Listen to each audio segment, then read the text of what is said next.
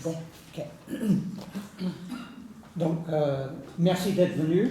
Si nombreux aujourd'hui, on pensait qu'on serait entre nous, donc c'est une joie d'avoir un public éveillé, averti, je suis sûr.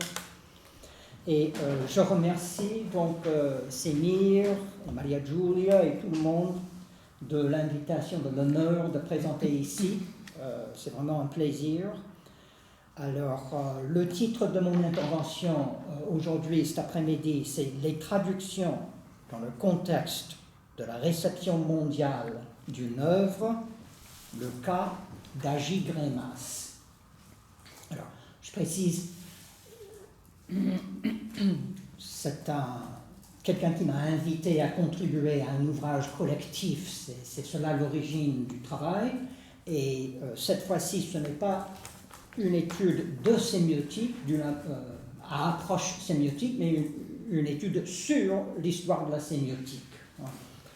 Alors, je vais lire une partie de mon exposé, et puis je serai obligé à un moment de résumer la suite, et puis de lire une conclusion très brève. Et je serai ravi d'essayer de répondre à toute question après ou d'écouter vos suggestions, vos commentaires. Alors, les traductions jouent un rôle clé dans le développement et la transformation des idées au-delà des frontières linguistiques et politiques. Étudier comment, quand, où et à quel point une œuvre a été traduite, c'est explorer les conditions, l'histoire et les agents d'échange entre les cultures.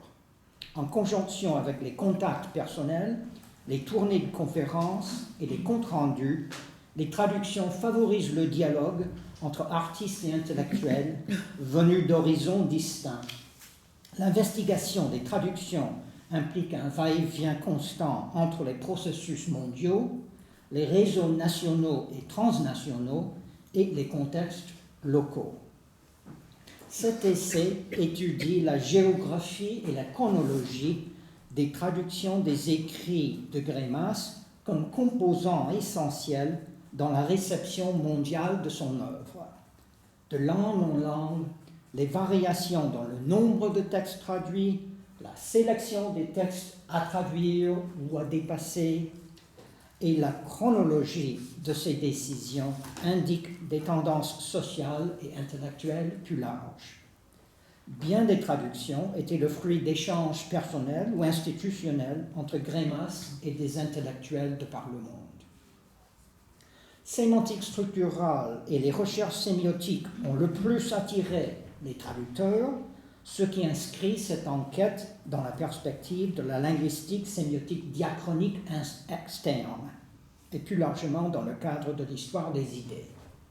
Greimas a aussi produit d'autres types de textes, y compris des dictionnaires, des études mythologiques, du journalisme et de la correspondance, dont certains ont éveillé un vif intérêt qui a donné lieu à des traductions dans des contextes spécifiques. Par ailleurs, le réfugié a beaucoup écrit en lituanien, aussi bien qu'en français, pendant toute sa carrière. Et certains textes en lituanien ont été traduits dans d'autres langues. On comprend que cet essai ne peut prétendre scruter en détail les 71 livres et les centaines d'articles eux-mêmes traduits, tâche qui exigerait une discussion bien plus ample, de même qu'un projet collectif qui assurerait la compétence linguistique dans les 18 langues concernées. L'article explore plutôt les dynamiques sociales et les échanges individuels qui ont conditionné la réception de l'œuvre greimassienne et gouverné la possibilité de sa traduction dans tel idiome ou aire géographique. L'impact international de ces travaux est étroitement lié à l'histoire plus générale de l'intérêt pour la culture française, notamment le structuralisme, et plus largement pour les idées occidentales. Cet engouement pour la France et pour ses modes intellectuels a largement contribué au fait, par exemple, que de 1977 à 1980, 2/3 des étudiants que Greimas a acceptés comme doctorants étaient étrangers. 2/3. Et de 82 à 85, c'était 91%, comme vous dites, 91%. Ces étudiants provenaient de 6 continents et comprenaient 30 nationalités, donc au séminaire de Greimas. Échanges personnels, histoire des relations entre la France et les différentes cultures, et aussi donc ce qui m'intéressera, c'est à quel point est-ce que les gens dans tel pays, dans telle culture, apprennent le français comme langue étrangère. Parce que pour pouvoir lire Greimas dans l'original et avoir l'idée de le traduire, ou pour pouvoir suivre le séminaire, il faut quand même être compétent en français. Bon, au Japon, pratiquement personne apparemment étudie le français, c'est l'anglais. Donc, peu de Japonais ont pu suivre le séminaire de Greimas, juste par exemple. Alors qu'en Italie, 3/4 des gens, des étudiants au niveau secondaire, étudient le français et moins d'1/4 l'anglais. Donc les Italiens ont beaucoup assisté au séminaire de Greimas. Bref. Dans d'autres articles, nous avons examiné les instances multiples qui ont informé l'œuvre de Greimas, y compris des mouvements culturels lituaniens, l'historiographie germanique, le modernisme russe, le cartésianisme français, la philologie prussienne et nombre d'auteurs tels que Hegel, Husserl, Marx et Nietzsche, mais aussi Edgar Allan Poe, Yeats, Unamuno et Prout. Donc Greimas s'est inspiré de tous ces auteurs et mouvements-là. Donc, il s'agit là d'études sur des sources auxquelles cet examen de la réception fait pendant. Prises ensemble, ces recherches établissent Greimas comme un intermédiaire communicatif, comme une figure qui a recueilli des valeurs, méthodes et interrogations d'un grand nombre d'œuvres et de courants dans le monde pour les fusionner dans une synthèse toujours en évolution qui a, à son tour, fécondé les projets de d'autres chercheurs dans le monde. Le mot que j'emploie en anglais, c'est connector. Les recherches principales qui informent cet essai resteront implicites et cachées, à savoir celles qui nous ont permis d'identifier les traductions des écrits de Greimas en toute langue et d'en obtenir un exemplaire de chacune, souvent grâce aux traducteurs. Je remercie les nombreux collègues qui m'ont aidé dans ces tâches, de même que ceux qui m'ont renseigné sur les publications de Greimas en français et en lituanien, sur les visites qu'il a faites à l'étranger et sur les années qu'ils ont passées, eux, à suivre son séminaire à Paris, comme Maria-Julia a bien dit. Alors, voici comment je vais procéder dans mon essai. Dans un premier moment, je rappellerai brièvement les différentes phases qui ont marqué l'évolution des recherches de Greimas et je préciserai les types de documents qui constituent son œuvre et peuvent donc être traduits. Ensuite, j'explorerai mon sujet en procédant langue par langue. J'examinerai d'abord 2 groupes d'idiomes pratiqués par des cultures occidentales et donc relativement proches de la culture française, à savoir les autres langues romanes et les langues germaniques. Je verrai par la suite 2 groupes d'idiomes utilisés par des cultures non occidentales et donc relativement éloignées de la culture française, à savoir les langues slaves et les langues asiatiques. Et je terminerai, tout ça, je vais le résumer, je pense. Et je terminerai mon survol linguistique et culturel par un cas intermédiaire qui tient une place particulière dans cette recherche, le lituanien, donc langue natale de Greimas, parlé par une population occidentale, mais qui fut gouvernée par un régime sous domination slave pendant la presque totalité de la carrière de Greimas, donc qui en fait un cas intermédiaire.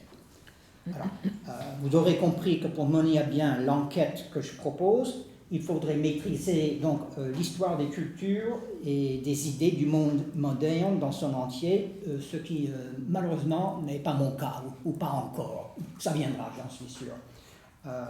Mais j'essaierai pourtant de formuler la problématique en indiquant ses enjeux et je tenterai de poser au moins certains jalons, d'avancer des hypothèses et de pointer des interrogations que j'espère utiles pour les recherches futures. Alors, l'œuvre d'A.J. Greimas, très rapidement. Donc, Greimas a contribué à une revue culturelle lituanienne en 1943 et 1944 et il a continué à donner régulièrement, tout au long de sa vie, des articles en lituanien portant sur la culture lituanienne et française et destinés à un grand public intellectuel.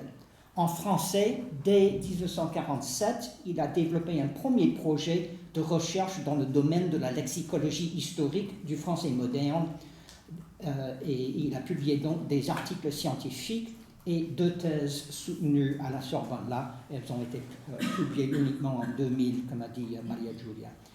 Dans les années 50 et 60, il a fait paraître des travaux pour une sémiologie scientifique et critique sur l'analyse linguistique assistée par ordinateur et sur la sémantique structurale. Ces recherches ont culminé dans son premier livre, Sémantique structurale, paru en 1966, et se sont muées cette même année en le projet sémiotique que nous connaissons. Il a également exploité sa formation de philologue et de lexicographe pour rédiger 2 dictionnaires de langue, le dictionnaire de l'ancien français et le dictionnaire du moyen français. D'autre part, sa passion pour le mythe et le folklore s'est exprimée d'abord par des articles en français sur la mythologie comparée et la narratologie, ensuite par des articles et des livres en lituanien sur les croyances, pratiques et récits lituaniens traditionnels étudiés dans le cadre de la mythologie indo-européenne. Donc, l'ensemble des publications de Greimas comprend 12 monographies dont il est seul auteur, 5 dont il est co-auteur, 2 ouvrages qu'il a édités lui-même et 6 qu'il a coédités, plus environ 115 articles scientifiques et quelques 200 contributions à des périodiques lituaniens. De sa correspondance volumineuse, un certain nombre de lettres en lituanien, de même qu'une poignée en français, ont été publiées, mais la plupart de sa correspondance française, y compris ses échanges avec Barthes et Lévi-Strauss, ne semblent malheureusement pas avoir été conservés. Ses écrits comprennent aussi des milliers de pages de brouillons, d'épreuves corrigées et d'autres matériaux de recherche, sauf exception en lituanien. Et il existe nombre d'enregistrements audio et parfois vidéo de conférences et interviews non encore transcrites. Donc tout cela, ce serait matière à traduction. Alors, donc, je vais parler d'abord de culture occidentale et je traiterai d'abord des langues romanes et ensuite des langues germaniques. Les langues romanes. Les recherches de Greimas ont suscité la plus grande réception dans les cultures romanes, grâce en partie aux relations étroites entre pays latins. Au cours de l'histoire, beaucoup d'intellectuels des pays romans se sont inspirés de penseurs français et ont considéré Paris comme étant le centre pour l'art et les idées. La parenté des langues romanes facilite les traductions, bien que chaque langue possède bien sûr ses idiotismes et que les termes linguistiques peuvent poser problème. Les voisins que sont les Italiens et les Français ont joué d'échanges étendus pendant de nombreux siècles. Dans les années 60, presque 3/4 des élèves secondaires italiens étudiaient le français, comme j'avais déjà dit. Alors, en plus, jusqu'en 1985, le lauréat restait le diplôme italien le plus avancé en lettres, ce qui a inspiré nombre d'intellectuels du pays à préparer un doctorat à Paris. D'autre part, grâce à Umberto Eco, dès les années 60, la sémiotique est devenue plus importante en Italie que partout ailleurs dans le monde. Et Paolo Fabbri, qui a suivi le séminaire de Greimas depuis 1967, a profité de cet intérêt pour la sémiotique pour donner des cours sur l'approche greimassienne, là où il enseignait en Italie. Et il a enseigné successivement, ou parfois à la fois, dans beaucoup d'universités. Fabbri a recruté des sujets à penchant théorique pour travailler avec le groupe de recherche sémiolinguistique à Paris. Et de son côté, Greimas a fait 12 séjours scientifiques en Italie, 2 fois pour plus d'1 mois. Par ailleurs, là comme ailleurs, Greimas intervenait et discutait toujours en français, et quand ce n'était pas en lituanien avec ses compatriotes. Donc il a très peu parlé anglais aux États-Unis et pas du tout l'italien. On a produit des traductions espagnoles et portugaises de Greimas dans la péninsule ibérique, mais le Nouveau Monde s'est avéré une terre particulièrement fertile pour ses idées. Grâce à l'esprit de 1789 et au niveau scientifique de la France, deuxième alors dans le monde après la Prusse, l'Allemagne, la France a joué d'un cachet dans beaucoup de pays de l'Amérique du Sud. Vers la fin du XIXe siècle, certaines élites ont créé et fait imposer le toponyme Amérique latine pour la grande région qu'ils ont réussi à attirer dans la sphère française, cela aux dépens de leurs anciens maîtres coloniaux, des peuples indigènes de leur propre pays et des États-Unis. Des étudiants, artistes et musiciens latino-américains ont fait un séjour important à Paris, comme Raoul Dora, qui vient de décéder malheureusement, m'a dit il y a moins d'1 an, je cite, « Apprendre le français et connaître Paris fut un idéal de l'homme latino-américain cultivé. » Après le positivisme et l'existentialisme, le structuralisme est devenu un courant important en Amérique latine. Alors, le Brésil de Jean représente un cas unique. 5e pays du monde en population et en superficie, il détient la moitié de la population, de la superficie et du produit national brut de l'Amérique du Sud.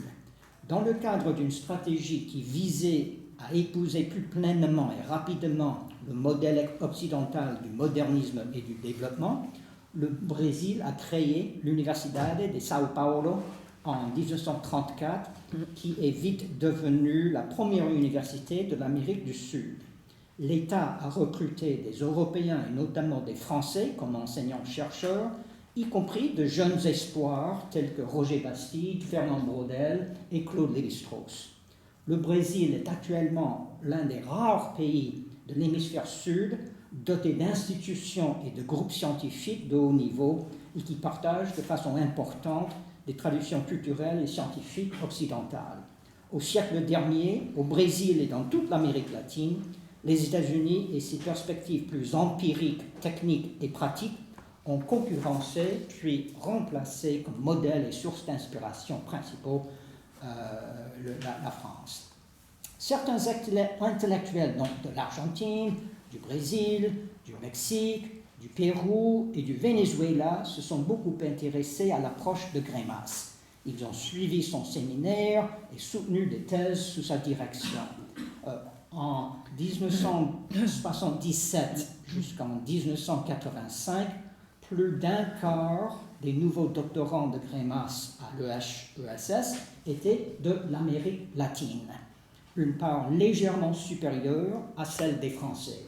Donc plus de latino-américains que de Français dans le séminaire ou inscrits pour faire un doctorat avec Greimas. À leur tour, les latino-américains ont invité Greimas à leur université, créé des séminaires, centres et périodiques consacrés à ses méthodes et ont traduit ses travaux. Dans les années 1970, Greimas a donné 2 grandes tournées de conférences et de séminaires dans l'État de Sao Paulo, y compris à USP. À titre de comparaison, il n'a lu que 2 communications dans la péninsule ibérique pendant toute sa carrière. Il a passé beaucoup plus de temps au Brésil qu'au Portugal et en Espagne, qui étaient pourtant tout proches. Parmi les groupes linguistiques, c'est dans les langues romanes que l'on a traduit les travaux de Greimas de la façon la plus considérable et la plus prompte de loin. Sémantique structurale et la quasi-intégralité de sa sémiotique ont été traduits en italien, en portugais et en espagnol, généralement dans des éditions bien distribuées. 11 livres et 12 articles de Greimas ont paru en italien, 11 livres et une demi-douzaine d'articles en portugais et 10 livres et 6 articles en espagnol. Grâce à la proximité de l'Italie et la France, l'intérêt pour la sémiotique dans le pays et la collaboration de Fabre dès les années 1960, les premières traductions de Greimas furent italiennes et c'est en italien que l'on a traduit son œuvre le plus rapidement et le plus complètement. Les versions italiennes ont paru seulement 3 ans en moyenne après l'original français, alors que c'est 4 ans en espagnol et 5 ans en portugais. La plupart des traducteurs italiens ont étudié avec Greimas et ou Fabri, alors que bon nombre des traducteurs espagnols et portugais n'ont pas eu de contact important avec Greimas. Je pense que c'est un avantage quand même d'avoir étudié avec Greimas, d'avoir suivi le séminaire pour pouvoir bien traduire Greimas. Parmi les traducteurs espagnols, certains évoluaient en Europe, d'autres en Amérique latine, mais presque toutes leurs traductions ont paru en Espagne, sauf exception à Madrid, puis ont été distribuées dans tout le monde hispanique. Les Brésiliens ont réalisé toutes les traductions portugaises et les ont publiées au Brésil, généralement à Sao Paulo et souvent chez Uspi. Alors, j'essaie de voir, de poser la question au moins et d'y répondre. Quelle est la spécificité de la réception de Greimas dans chaque culture? Bon, c'est forcément une généralisation, mais enfin, j'essaie de voir ce que chaque culture retire de Greimas. Alors que Eco, donc je fais une comparaison entre ce que les Italiens ont repris de Greimas et ce que les Latino-Américains ont pris de Greimas. Bon, après, bien sûr, on peut discuter, je répète, ce sont des généralités. Alors que Umberto Eco et ses compatriotes ont généralement développé la sémiotique en respectant les normes philologiques et scientifiques traditionnelles, les Italiens qui ont rallié l'approche greimassienne appréciaient son caractère abstrait et son projet de construire une théorie autonome dotée d'un métalangage cohérent. Tandis que pour Eco, Greimas est toujours resté l'auteur de sémantique structurale, donc de la linguistique structurale, les greimassiens italiens se sont intéressés à l'ensemble de sa sémiotique et à sa formulation générative, ceci à l'encontre de la perspective interprétative et qu'ils ont contrasté donc avec l'approche interprétative adoptée par Peirce et par Eco. Alors, on compte, chez les latino-américains, on compte beaucoup de linguistes parmi les latino-américains qui se sont intéressés aux travaux de Greimas du temps de Greimas. Les latino-américains ont trouvé dans ces recherches et dans le structuralisme de manière générale des instruments utiles pour leurs efforts pour rénover les perspectives intellectuelles antérieures, pour élaborer une critique idéologique et pour examiner les nouveaux médias. Je me base sur les publications qu'ils ont fait paraître dans des revues, par exemple. Sauf exception, du temps de Greimas, plutôt que de se concentrer sur le développement de la sémiotique de Greimas elle-même, à l'instar de bien des Italiens, les latino-américains l'ont appliquée à des sciences humaines de façon plus concrète, en l'intégrant souvent à des approches plus larges qui comprenaient la linguistique, l'analyse du discours, la pragmatique et la critique, justement comme Diana a fait, que tu as cité. Alors, voilà. Donc, voilà pour les langues romanes. C'est comme cela que j'essaie de traiter toutes les langues. Je n'aurai pas le temps de lire aujourd'hui toutes les langues, mais voilà le genre de questions que je pose et les conclusions que je vise à tirer. Alors, les langues germaniques. Dans le groupe linguistique germanique, les Américains anglophones se sont intéressés aux travaux de Greimas beaucoup plus que les chercheurs dans d'autres régions ou langues.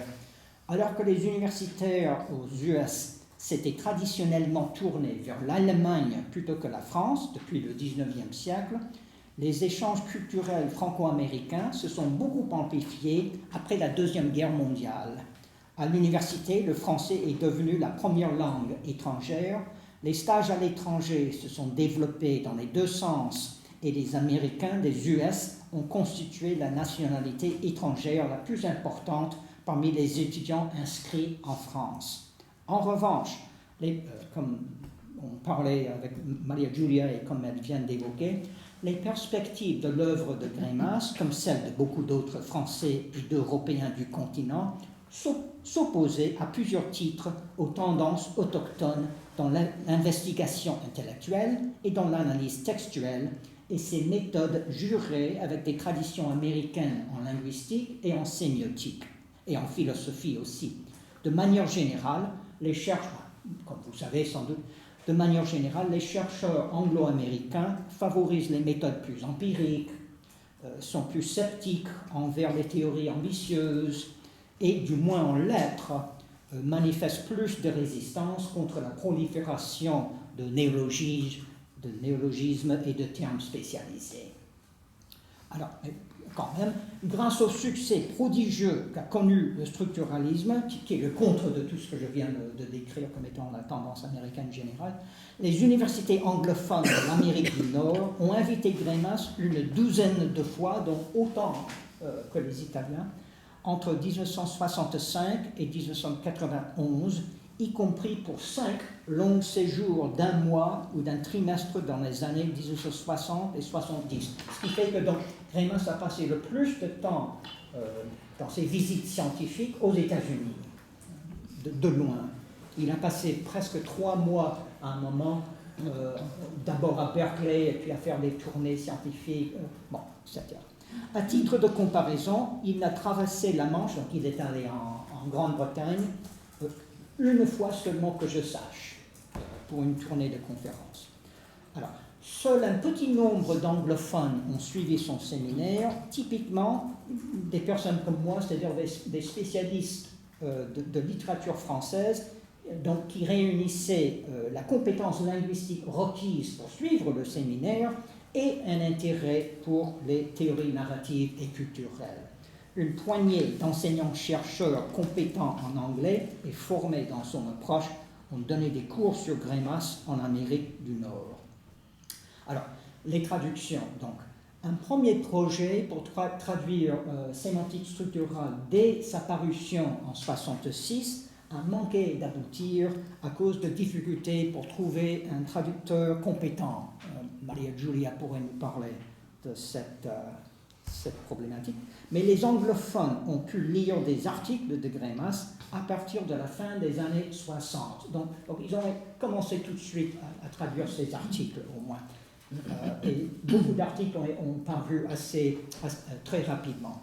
Comme en France, aux grandes heures du structuralisme, Greimas était l'un des rares, sinon le seul linguiste inventif qui abordait les questions épistémologiques fondamentales des sciences humaines en proposant un projet transdisciplinaire.